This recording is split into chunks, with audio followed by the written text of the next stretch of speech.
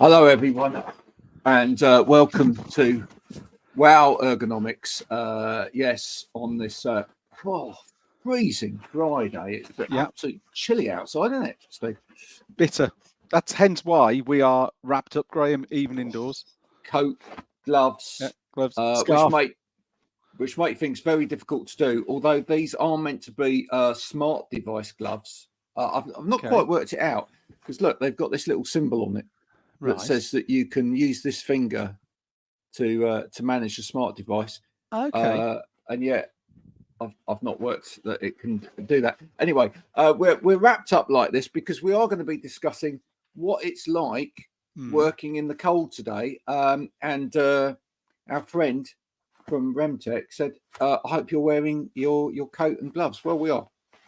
But I have to take those off for a minute because otherwise I can't press the buttons. The audience ask and we deliver. We absolutely do. And thank you to was it Insight Ergonomics? I think it was that shared. It was. It was. I saw it just before I came on. It'll come back to me. Let me think. And it's all coming back to me now, which is a song. And Celine Dion. Well, it is kind of. And we also, because of the song, I thought of one of the best ways to keep warm is to keep busy. Is it not? Yes. Yeah. If you're busy, this is very tenuous link. If you keep busy, then you will keep warm. All right. Yes. And so I thought I'd bring on a little guest friend of mine right near the beginning of the show, someone that is keeping very busy at the moment, Mr. Paul Baker. Here he is. Hello, Paul. Hi, Graham. How are we doing? Hello, Paul. How are we doing, Stephen? Yeah, I'm good. Are you all right? Steve or Stephen? I answer to both. Oh, fair enough. Yeah. Now, you see, Paul has a for those that are very studious, you might notice he actually has a Pac-Man machine in the background. Yeah, and a fruit machine. Can you see that?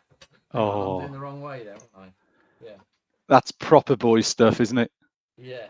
That's cool, isn't it? Absolutely. Now, Paul's been keeping very busy lately, and I'm going to allow him to talk about that briefly first. So, Paul is a singer in a band who are amazing pop combo in the 80s, and I've got to twist my board round for this.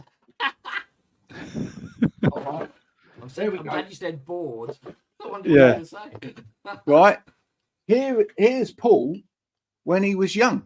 I don't know whether you can see that. Just about. There you go. Can you see that? There's Paul when he was young. Yeah. Now, hang on, which one's Paul? There's 4 people there. He can do better than that.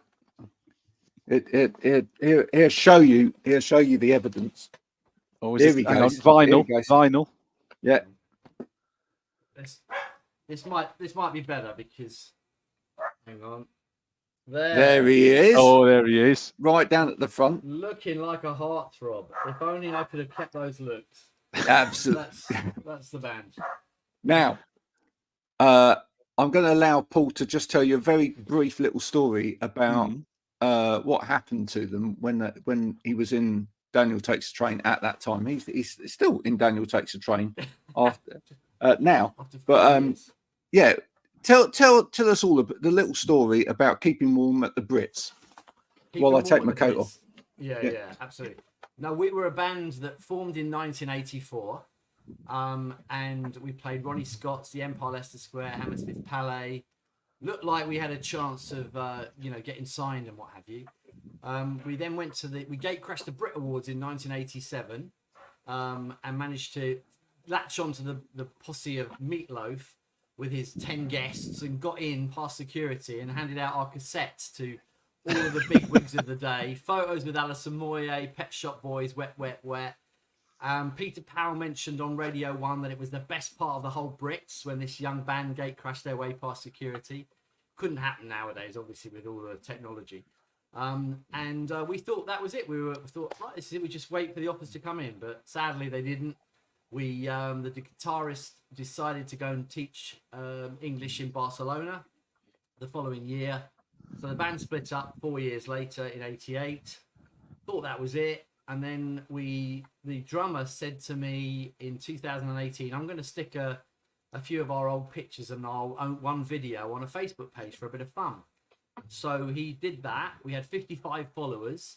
And amazingly, out of the blue, we got a phone call from a German record label called Fire Station Records, who were the biggest indie label in Germany, saying, we love this song of yours. Can we put it on a compilation album? So I said, well, I can do better than that. Can I send you all of the tracks? Because none of them have ever been released. So we got them out of the loft and we put them on MP3s and we sent them over. And amazingly, 3 days later, they came back and said, we've listened to your music and we want to sign you. So we got signed 30 years after we'd split up. Wow. So that was There's a story. Amazing in itself. I did a little press release, being the sort of PR man that I am, and I put from lad band to dad band. Band gets signed 30 years after splitting up. And the media went crazy. We had Sky News wanted us to go and film in Canvey Island where we did the video. ITV chauffeured us to the 6 o'clock news with Lucrezia. BBC filmed us in a record shop in Greenwich. And for, I think we had 7 national appearances on TV in 8 days. So for 1 week, we were bigger than Coldplay. And, that's 1 week more than most people. Exactly. And our kind of, we thought that was more or less it. And then we reformed on the back of it, had 3 sellout gigs at the Troubadour, brought out a new album. And we've been releasing music steadily, and nothing's really come of it. And then suddenly, we brought out a new song called Be Happy, which is about dealing with your mental health and finding a way to positively move on in life. And it seems to have struck a chord. And this week, we are number 3 in the Heritage charts, 2 places ahead of Take That, with a big chance of the number 1 slot on Sunday.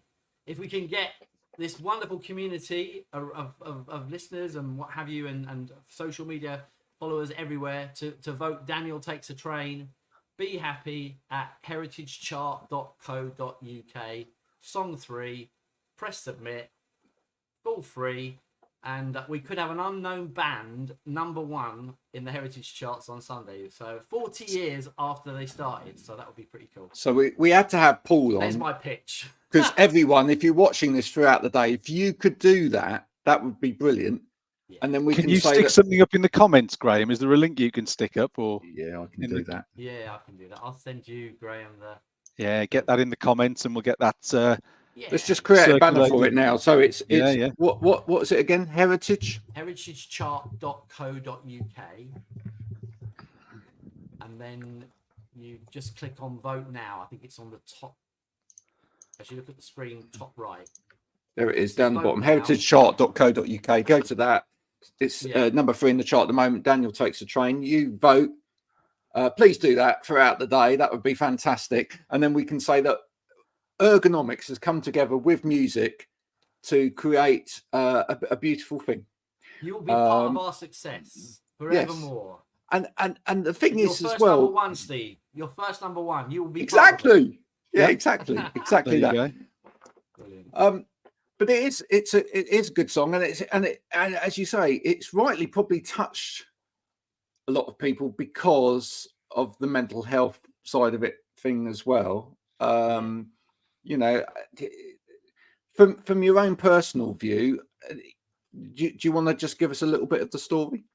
Yeah, sure. I was happily with my partner for 25 years.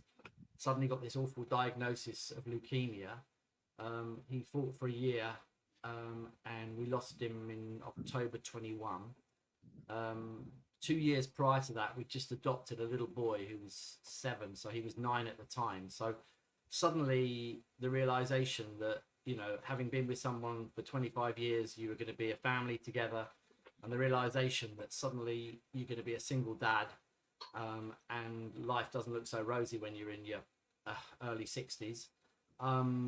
And so there were quite a lot of dark mornings where you'd not shave. I haven't shaved today, actually, but you wouldn't shave and you'd be in your tracky bottoms all day, and you weren't really quite sure where life was going to go. You weren't working anymore. You didn't have the community of friends and friends at work and being involved in projects and what have you. So and then I think, you know, luckily through talking to people, whichever one always says is important, you know, I got my head around it, and I suddenly thought, you know, I could perhaps put this experience to good use. And you know, so the opening line is, you know, went to the doctors and she gave me some pills, being melancholy, I could do with some thrills. I seem to spend my life stuck in the doldrums. And it was about trying to find a way. And luckily I had my little lad, so there was a real purpose to keep going.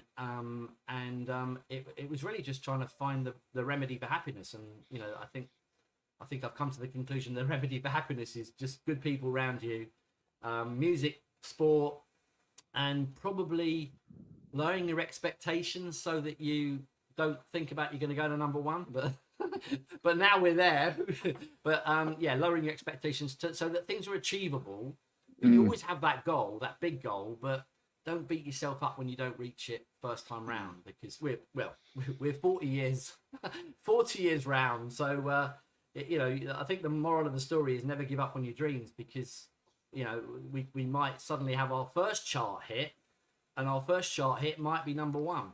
I mean, it is the Heritage Chart, which is a wonderful platform for bands that were formed before 2020 to get their music played, because unfortunately radio stations and playlists are all governed by the big labels. So yeah, it's a great platform. Mike Reed, the ex-DJ from Radio 1 and Superstore and all that, it was his idea, and he conceived it 4 years ago, and it's been gaining strength to strength. So it's a great thing for people who love music of bands from yesteryear. And all of these conversations tie together, because, as I say, we're talking really about working at this time of year, and it's a topic we haven't really kind of discussed on Wow before. But you know, it's difficult for a lot of people at this time of year. Getting motivated, getting going, you know, when you wake up and it's still dark outside, and you know, you open your eyes and it still feels like it should be the day before, you know, the night before, and then it's cold, and you don't want to get out that duvet. That's hard, right? Especially when you're getting your lad up and trying to get him changed, and he doesn't want to get out of bed, and they don't want. They're not. Dark outside. Yeah. The people around you aren't motivated. No. It's quite interesting. As soon as I put that topic up, and I had no idea I was going to come up with this topic today, but as soon as I put that topic up, it was amazing how many people latched onto it and sort of thought, oh, well, actually, this is really quite important. I mean, one of the things that we've talked about previously, and we'll talk about it now, is light in the mornings, Steve. You sent me this, which I've been using religiously since I got it. Look at this. It's not a big light. It's not a big lightsaber for anyone. Yeah. Don't break it. Fantastic lightsaber. No, it's quite durable. The force is strong with you. Anyway, that is. Would you like to explain what this is? So it's called Energy by Light. So it's a product that we brought out about 12 months ago. And actually it's got two sort of main purposes. And Graham, if you can just turn the light round slightly. So it's got a bit of there you go. We've got an app, which is obviously one of the great things, but I don't know whether it'll come across. There's an eye on the lamp. So it does two things. The eye of the lamp creates sort of task light. So it sort of brightens up the area in which you work, so you're not squinting, you're not straining your eyes to look at keyboards and pads and writing and books and all that sort of thing. It also, and hopefully comes through with me and you, Graham, is it actually makes us look a lot crisper and clearer when we're doing Teams calls. So it's a task light is one part of what it does. The other part is ambient light. So the actual body of the light will change, tied in with your natural circadian rhythm, or the movement of the sun. So it's trying to mimic the light that our bodies are expecting. And ultimately what it will do is it will help release endorphins and chemicals throughout the working day to address a lot of that tiredness that people experience later on. And Graham's nicely demonstrating the app there. Yeah, I'll let you see if you can see the difference on that side as I do this. So if I actually change the color, I can change the color of the light. Yeah, I can change the brightness. So there's two things. You can either have it tied in with your natural circadian rhythm, and it works out where you are in the world and what the pattern of the sun will be. But if you want to do it manually, you can just knock that off and you can just make the adjustments yourself. But yeah, it's two things, sort of ambient light. And in particular, where we've had a lot of interest is home workers who maybe are working in a third bedroom or a box room that doesn't have good natural, well, it doesn't have good natural light, but doesn't have good artificial light. It could be a lamp that, in the ceiling that's stuck behind them that isn't very bright. So it's not particularly pleasant environment to work in, but also it's creating, eye strain, tiredness. And that's where we've had a lot of interest, and a lot of people have bought it, is because they've gone, well, I'm a home worker now, but actually I need better lighting than what my home will give, because as we've touched on in the past, Graham, about home design, a lot of the homes that people live in will be probably from the 50s and 60s and 70s and even 80s, where home working wasn't really a consideration. So they're not really set up for that. So that's energy by light. Yep, there you go. That's energy by light. And the other thing there as well is, it can only be better. You can only make that slightly better by when the light comes on, obviously having Daniel Takes a Train playing in the background.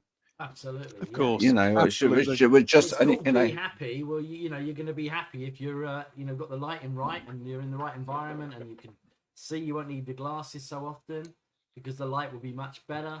So yeah, it all makes sense. I'm in. Where do I get one?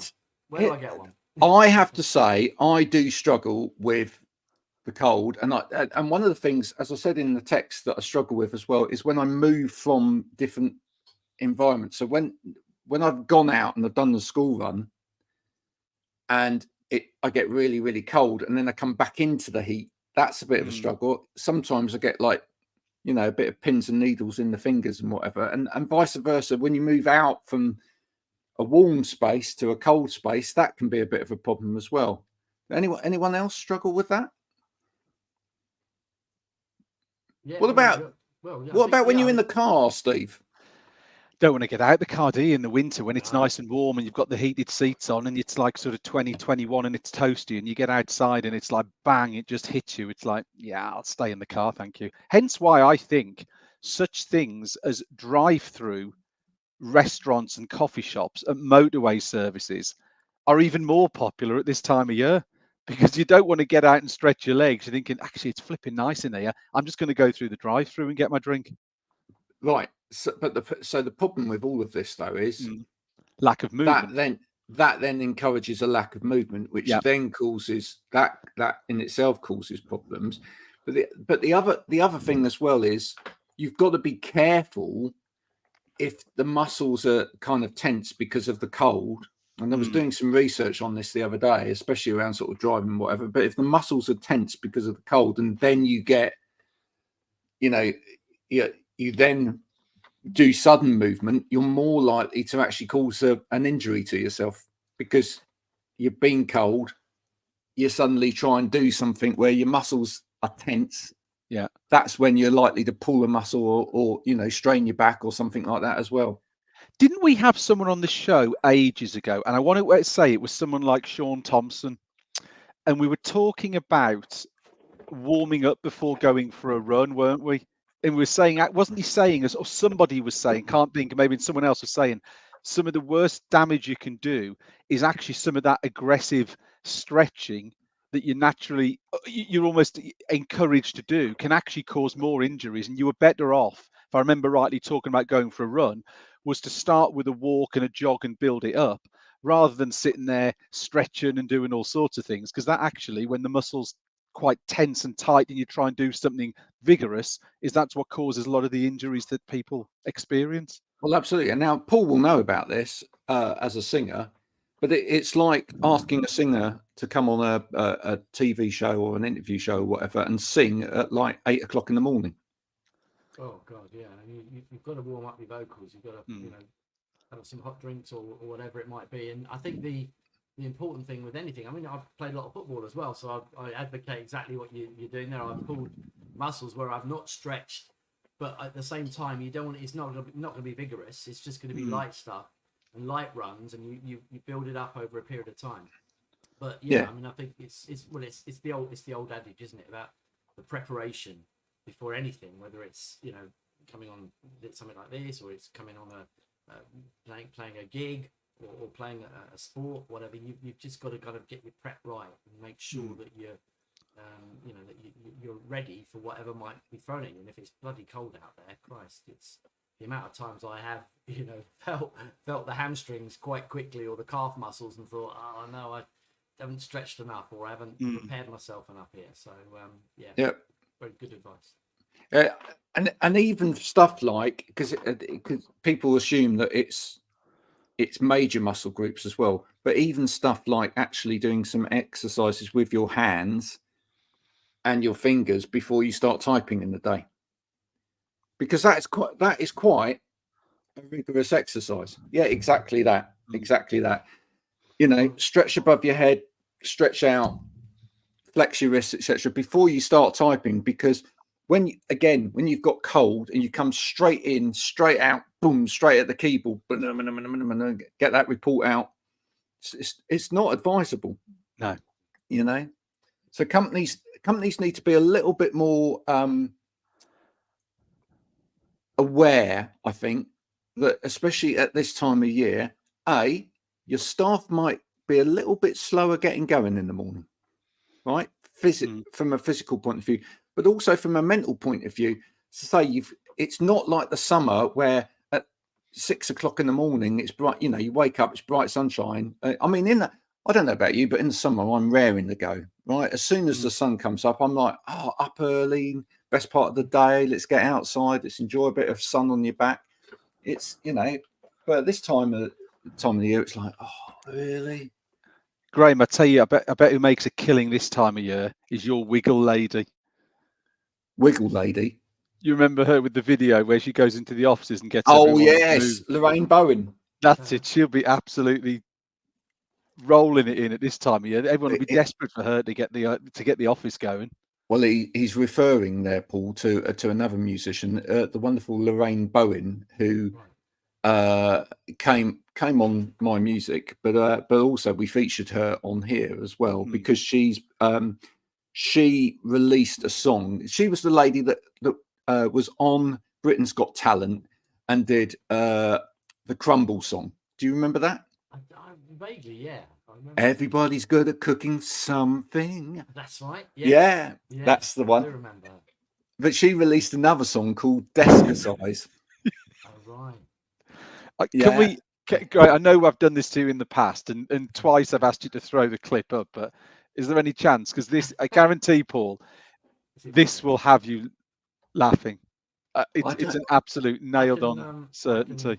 What's it called? It's called Descasize. I don't know whether I've got it. I'd have to hang on. Yeah. I'd have to go on. It's worth the wait. It's worth the wait. All right. Well, you keep talking while I look for it. Yeah. It's called Descasize. Descasize.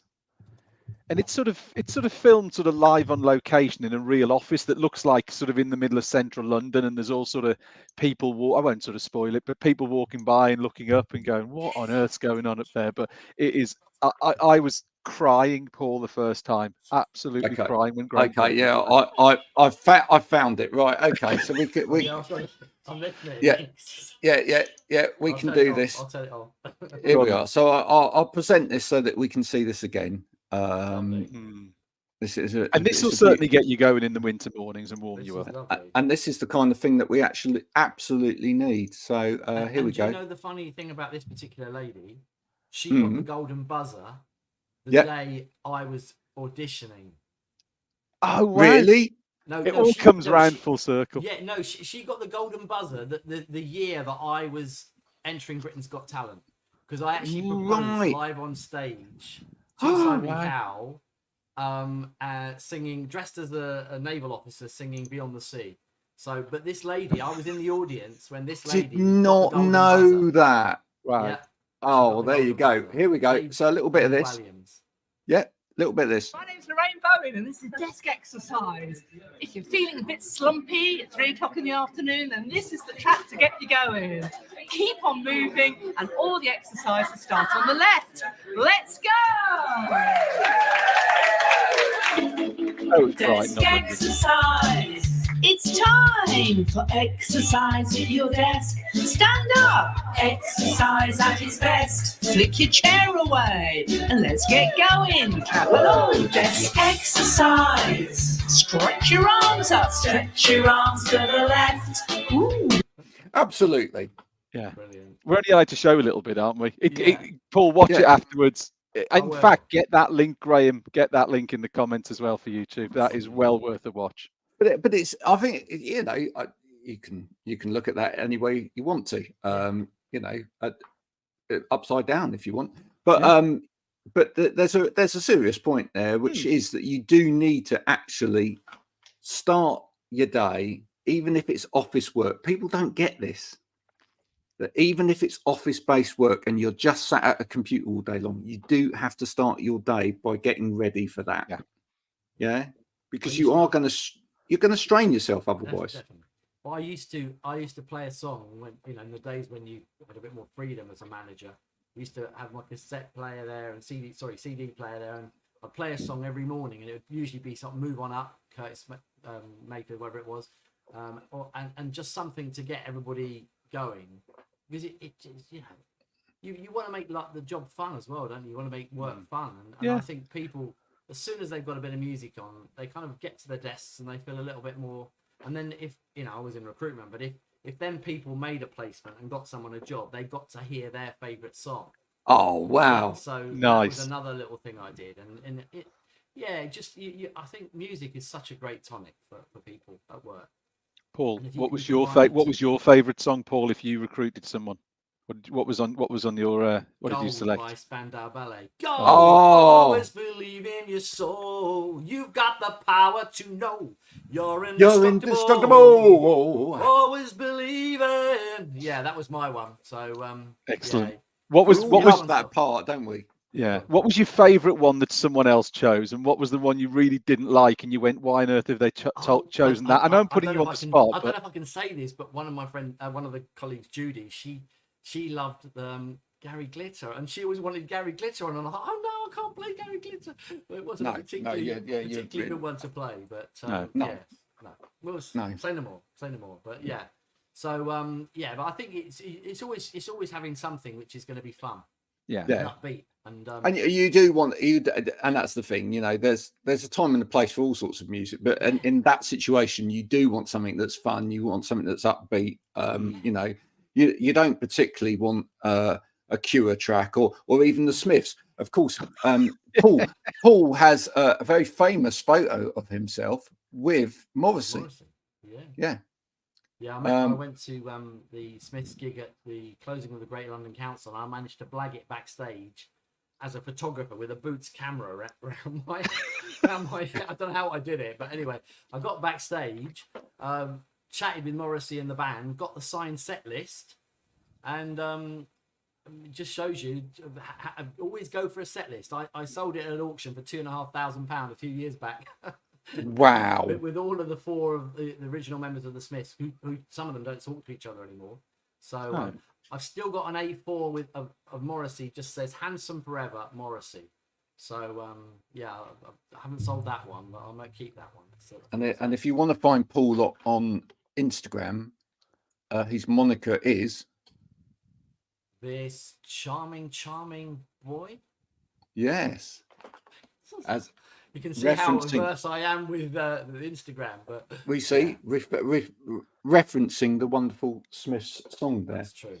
And I'm this charming boy on Twitter X. So exactly that, you know. But so you know, really tips for anybody out there is if you're working at the desk, you might think my job doesn't really require me to do much exercise or whatever. This time of year, a little bit of exercise before you get going actually raise the heart rate a little bit, which is good. Warms you up naturally. Don't just rely on heaters or whatever, because actually the trouble is that you may do yourself an injury, because you might suddenly then go to lift something. You know, it's like when the guy arrives with the copier paper and you then go and lift all of that up the stairs and you've just been sat there all day long, especially if it's cold, that's where you're going to get hurt. All right. So make sure you do that. Think about the light in your environment as well. You know, are you actually using a light source that is actually encouraging you to get a bit of an energy boost? In fact, you'll even find if you use the Energy by Light app, there's a button at the bottom that says energy boost. Woo! It doesn't fill you with chocolate or caffeine. Yeah. It brings light, which is a wonderful thing. There's another big sort of modern mythology, which is that coffee keeps you more awake at work. Okay. It doesn't. I don't believe it does at all. What caffeine does is it gives you that hit, but it doesn't actually improve what the brain's doing. Do you know what does that? Is it? Are we talking drink or food here? What are we? What do you think? Yeah. What more than coffee or any intake of caffeine? What improves brain function at work? And what actually stops a lot of people from feeling productive at work? What are you thinking, Paul? Chocolate? No, posture. There you go. The amount of people that actually close off their air circulation at work in the way that they sit, because the head's down, so you're restricting the neck. And again, as a singer, you'll know this. Like when you sing, if you sit like this, like a lot of people do at work, if you try and sing like that, it's really difficult because you're actually pushing down on the diaphragm because you're sat forward and you're restricting your vocal cords here. It's actually really hard to sing like that. So I mean, if you went to sing in the studio, you'd probably stand up. Yeah. Right, but you open the chest and you bring the shoulders back and you bring the head up, and that opens up the whole thing. And then you're opening up your diaphragm as well. The amount that you increase your air capacity and oxygen levels to the brain by actually opening up your posture is amazing, and it makes you feel more awake. Yeah, I was out yesterday, Graham. I know we chatted briefly before, but I was out yesterday evening on a customer meeting with Andrew Shepherd from Flock and Stuart Entwistle from Osman. And actually, Andrew made the exact same point. He was doing a demonstration of a chair, and he was talking how the natural S-shaped curvature of the spine is obviously what you're looking to try and maintain in different positions, but how often people went from the S to the C when they were sitting, and you were talking there that hunched over, and that was one of the things. I mean, you know, these things sort of go full circle. This was the conversation yesterday, and then we're talking about it today. But to see actually in practical use, and you could see the people watching it going, yeah, I get that. That's me. I'm that person who's doing that C and not the S from a posture perspective. Yeah. It's no coincidence, and again, we get Paul's take on this. Maybe he's never thought about it actually, but the amount of shows that you used to see, especially around the sort of 70s or whatever, where they had the singer on and they were singing, but they were sat down because that was kind of the thing, wasn't it? Right? Yeah, you know, that sort of thing. Val Doonican, Des O'Connor, and then it was, you know, all of those, right? Johnny Mathis, yeah. But what would they be sitting on? They wouldn't be sitting on some big operator seat or whatever. But what would they be sitting on typically? A stool. A stool. Yeah, right. And where would they be sitting on that stool? Perched on the edge. Perched on the edge. To the front with no support. So exactly, because actually the legs then drop down, and this is what a lot of good operator chairs do actually, right? So that you get that kind of tilt up, etc. So that and when people go, oh, I don't like it when my seat tilts, the main reason that you get that seat tilt forward is actually it drops your legs down and it brings your spine up, right? And the reason a lot of them would sit on that stool like that, perched on the stool, is actually it's a great singing position, because back then people actually did sing live. Yeah, you know. And if you're sat on something, if you're sat on a chair, or even if you're sat on a stool, you'll be like this. So you'll Yeah. immediately be like, you know, whereas if I sit like that and I drop my legs down and I sit myself up, you know, I can project, and it's brilliant. I know. Thank you very much. Excellent. So what you're saying is, at a massive show at like Wembley Arena, what you don't want to see is a load of stools. You want 5 operators' chairs to be sort of wheeled out onto the stage. Is that what you're saying, Graham? Brilliant. Only if it's Take That. Yeah. Oh yeah. It wouldn't be 5. Are they down to 3 now? They're down to They're down to 3. They're down to 3. Yeah, and they're yeah, number 5 in the charts this week, and we're number 3. Yeah. There you go. Is it okay to say I'm going to see them in May, or is that not the right Yeah, thing of to course. say? I'm going to see them in May. Yeah. A good live. There you go. I went to see Yeah, them in excellent. 2021. Yeah. Really good. Have you listened to the new album yet then? No. I've heard the new single, This Light. Yeah. That's the one that's in the charts. Which is good. Yeah. Yeah. Yeah. I mean, I've always been a big fan. I got to meet Gary once at Psalm Studios. Another little story for you, Graham. I managed to get to be chosen as one of the 5 England fans to do backing vocals on Three Lions 2010, I think it was. Wow. It was produced by Sir Trevor Horn. Yes. And Robbie Williams and Russell Brand sang on it. And it was just at the point where Take That were gonna get Robbie back, but it was all hush hush, and Robbie was in the studios, and Gary came to the studios, and we were sworn to secrecy that we weren't allowed to have photographs with them together. But yeah, he was great. He posted photos. And Robbie was brilliant. Robbie's funny story with Robbie.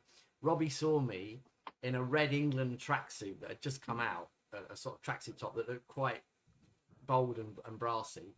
And he saw me and he said, "Where did you get that?" And I said, "Oh, just Sports Direct, something like that." And we went to the studio later to record the vocals. And Robbie walked in with his England red top. Oh, love it. He went like, he said, Yeah. Got like it. that to me. So yeah, I got to do backing vocals on Three Lions. So that's amazing. 2020. It was this sort of operatic version. It was a strange one, but you know. I did the original Three Lions, but hey ho. I did meet all 5 of Take That very early on, Paul, outside a radio studio where I was doing a radio show, and I got introduced to them very quickly. I was actually mid interviewing Manfred Mann, who were a great little pop combo. Blinded by the Light. Oh, yes. There's that blinded by the where's the light? Oh yeah, sorry. Oh yes. Blinded by the light. By the light. Fantastic. Yeah, Anyway, see the ways we're getting to push I know. energy by light today. How we've brought it back to ergonomics off this show, I have got no idea. Brilliant. Well, it's just the way we're doing it. Yeah. But anyway, yeah, I got to meet all of them. I was a little bit kind of like, oh well, they'll never come to anything. They were all dressed in their early PVC fake leather tight, thing, and it was all about that. You know, it's the same sort of time that Boyzone appeared on that Irish TV show where they didn't actually sing a song, but they just did their moves. Everyone's seen that on thing, and you just thought, what? Of course, some of them could actually sing. Yeah, Paul, I was just thinking there. You mentioned about football and that before. Graham saying "Take That won't make it" reminds me of the old Alan Hansen quote: "You won't win anything with kids." Do you remember when he was about Manchester United? So Graham, you're now in the sort of Alan Hansen sort of level of punditry or prediction. Yeah, totally, completely and utterly got that one wrong. But yeah, no, folks, do take note. We'd love to hear actually throughout the day if you've got any other advice that you've given workers or people in your office for how you kind of deal with things at this time of year. And of course, there is also the as Paul was mentioning, really, with the song, the whole serious side of mental health at this time of year often takes a little bit of a dive because it is cold, we've just had Christmas. You know, it's kind of it. I just think that for a lot of people, it's kind of a reflective time as well. It's dark, you know. It can be a really kind of tough Holidays time of the year. seem too far away, don't they? I mean, I don't know about you, but January and February were always unless you've got a birthday in January and February, they're always the 2 months that, you know, were the toughest. Let's put it that way. Yeah, and I think people as well who've got the option to work from home or go into the office, that darker environment, whether it's just sometimes people feel it from a sort of a personal safety perspective. They don't want to maybe walk to the train station or the bus in the dark. They don't want to do it at the other end in the dark. They don't want to come back in the dark. That again then sort of pushes a lot more people to working from home. And again, maybe when they need, like Paul was referenced before about surrounding yourself with good people, actually are people then not, because of the safety element, the weather element, and you get more people at home, more isolation, and as you say, it sort of just adds another layer onto the situation that someone could be experiencing. Yeah.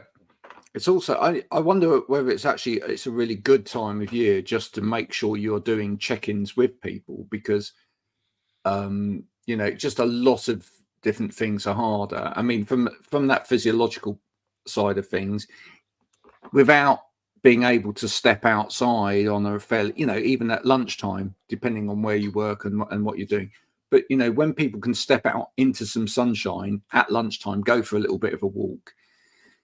And in the sort of spring, summer months, you know, people get more into exercise, etc.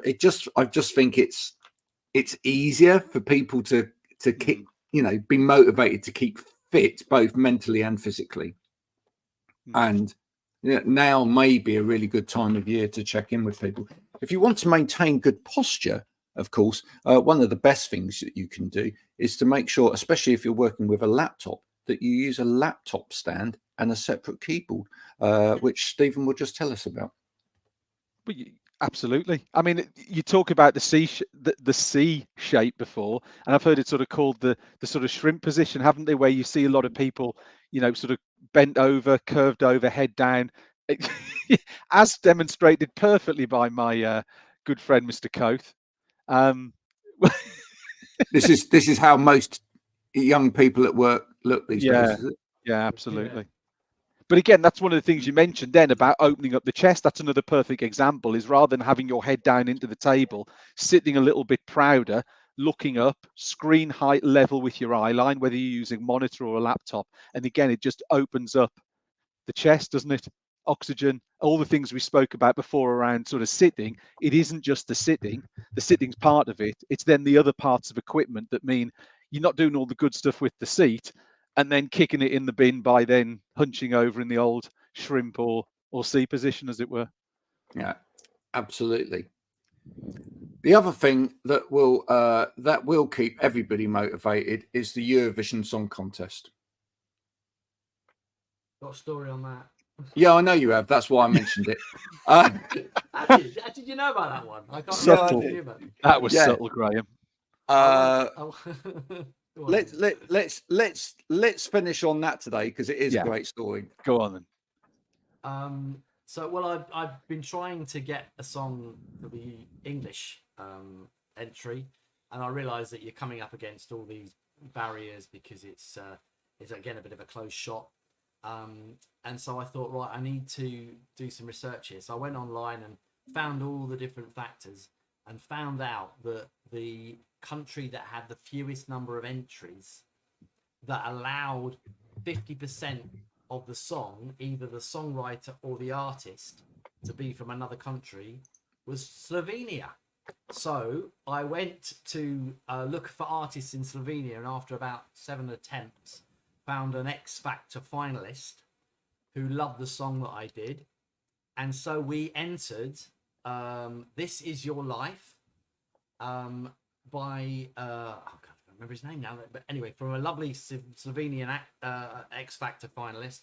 And we got into the final 30 of Slovenia's entries for the final to be chosen. So there I was visualizing myself in the green room with the Slovenian flag But sadly, we didn't get through to the final 10 that were being judged. But I was told by the Slovenian team that I work with that it was all a bit of a close shop over there as well. So, and that we had no chance. But it was fun. Yeah. So that was my but I did go to Eurovision. It was on my bucket list, and I went in 2017 to Lisbon. So nice. I did Fantastic. see the British entry. I think it was called Surrey. And I was right by the stage when this protester ran on stage and tried to grab the mic off her. So my Eurovision stories as well. So a bit of fun. And do we know? Do we all know who's doing this year's Eurovision Song Contest entry for the UK? I do. Do you know, Steve? Yes, I do. Yeah. Who is it? You know, Graham. Yeah. It's Ollie, isn't it? It is. Yeah. Ollie Alexander from Years and Years. And, yes. Again, I was getting excited because I've got a perfect song for him, but I was told the song's already in the can. So never miss an opportunity. Always looking for the next possibility. So I think we've got a really good opportunity with him. Yeah, he's a great. Don't we say this every year? No, I genuinely do. I Okay. genuinely do. I think we had a strong entry a couple of years ago with Sam. I mean, May had a tough time of it last year in a way, but I think Ollie, just because he's well known from his acting as well as his singing, I think he'll be really good at kind of putting the song over. So hey, something for us to it's the point is, and this is where I bring it around, it's something to look forward to potentially. Yeah. And that again is really important in terms of if you're trying to motivate people at this time of year. Are you thinking about giving them something to look forward to? I had a philosophy. I don't know. You carry on, Graham. Sorry, I'm just jumping in there. No, go on, because you're going to. I had a philosophy that I had to have every 12 weeks. I had to have something to look forward to. So if it was a long weekend, it was a break. It was going to go and see somebody that I haven't seen for a long while, or even have a holiday to Spain or whatever it was. But everything in the diary, every 12 weeks, there had to be something, so that I was never more than 11 weeks away from something exciting. And when you were working in recruitment, was that a philosophy that you sort of then put forward I told to everybody? Yeah, I said to my staff as well, because you're gonna burn yourself out if you don't have. But the philosophy in life is always having something to look forward to, because it doesn't matter what it is. And also the other thing I always say is just try and find a passion. Again, it doesn't, if it's stamp collecting or train watching or whatever, music, football, as long as you've got something. The last bit I'll say is, and this might be a good philosophy for people, is that I had 4 pillars in my life: my work life, my home life, my music, and my football. And as long as one of those 4 pillars was on the up, that was fine. I deflected the other 3, and I just concentrated. If I'd scored a hat-trick on the Saturday, then all week I'd dream about that hat-trick. And if the other 3 weren't working very well, it didn't matter. But the 4 pillars for me, and it doesn't matter what your 4 pillars are, your 4 pillars will be different from mine, Graham, same as you, Steve, but it could be 5 pillars. It doesn't matter how many pillars there are, but as long as there are something that you can always go to, that will get your mind smiling and get your body thinking, actually, that's great, or whatever. So. Well, the pillar that Paul's thinking about this week is number 1 in the heritage chart. Heritage chart. So if you could go to heritagechart.co.uk sometime during the day, look for the Daniel Takes a Train song, number 3 at the moment in the charts. Vote for that.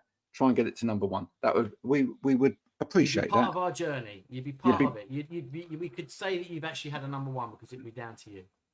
And Paul, something for you to look forward to. If you could take a photo of how you're working there, and let us have it, Stephen will have a look at it for you. And if we can improve that in any way with some kit from Backer, who are the sponsors of the show, we will do that. We will. Yeah. And all we would ask in return is a little photo back when you've got that, just to show. I'll send that to you. Which would be fantastic. I'll take my son's crisp packets and Yeah. Glasses.